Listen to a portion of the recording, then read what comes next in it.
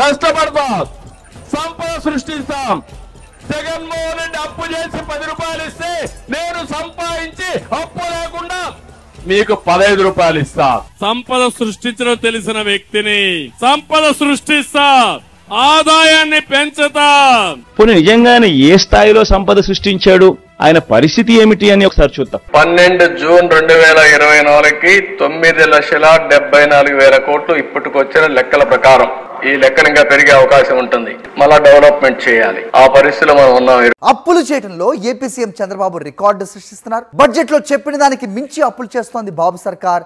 ఇన్ని అప్పులు చేసినా సూపర్ 6 హామీలను మాత్రం అమలు చేయటం లేదు. ఒక ఏడాదిలో బాబు చేసిన అప్పులు 1,50,000 కోట్లు దాటింది. జీఎస్టీ వసూళ్లలో కూటమి ప్రభుత్వం అట్టర్ ఫ్లాప్ అయిందని మరోసారి రుజువైంది. స్టేట్ ట్యాక్స్ కమిషనర్ విడుదల చేసిన రిపోర్టే ఇందుకు నిదర్శనం. వైఎస్ జగన్ ప్రభుత్వ హయాంలో 2 అంకెల వృద్ధి రేటు నమోదు చేసిన జీఎస్టీ ఆ తర్వాత గణనీయంగా పడిపోయింది. ఈ వివరాలు స్టేట్ ట్యాక్స్ కమిషన్ బాబు విడుదల చేసిన ప్రకటనలో గణాంకాలతో సహా వివరించారు. జగన్మోహన్ రెడ్డి ఉన్నప్పుడు కరోనా టైంలో కూడా దేశంలో ప్లస్ జీఎస్టీ ఉంది. ఆంధ్రప్రదేశ్ కే మిగతా టైంలో అంతా కూడా ఎదుగుదలే ఉంది, తరుగుదల లేదు. ఇప్పుడు జీఎస్టీ పతనం అన్నటువంటిది వరుసగా ప్రతి నెల కూడా మైనస్ అవుతూ ఉండటం, పెద్ద రాష్ట్రాలలో మైనస్ లో ఉన్నటువంటిది ఒక ఆంధ్రప్రదేశ్ అవుతుంది. ఊరి పేరు లేని కంపెనీతో ఒప్పందాలు చేసుకుంటున్నారా? Ursa cluster private limited liability company. Chandrababu Naidu ప్రభుత్వం విశాఖలో 59 ఎకరాలు కేటాయించారు. అలాంటి దానికి 1000 కోట్లకు పైగా విలువైన భూమిని ఎలా ఇచ్చేయాలనుకున్నారు? ఈ కంపెనీకి ఆ స్థాయిలో 1000 కోట్ల పెట్టుబడులు పెట్టే సత్తా ఉంది అని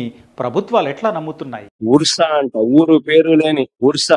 ఎప్పుడన్నా పేరు విన్నారా? ఉర్సా అనే సంస్థ అంట. విశాఖపట్నంలో రూపాయికి ఇడ్లీ వస్తుందో లేదో తెలియదు కానీ రూపాయికి ఉర్సాకు 3,000 కోట్ల రూపాయలు భూమి ఇస్తున్నారు. దాని క్యాబినెట్ క్లియర్ చేసి ఈ మనిషి నారా లోకేష్ స్నేహితుడు.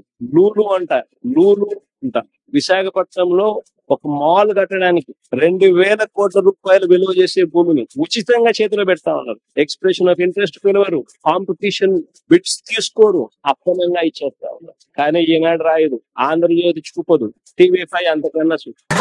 కంటెంట్ నచ్చితే సబ్స్క్రైబ్ చేసుకో మావా.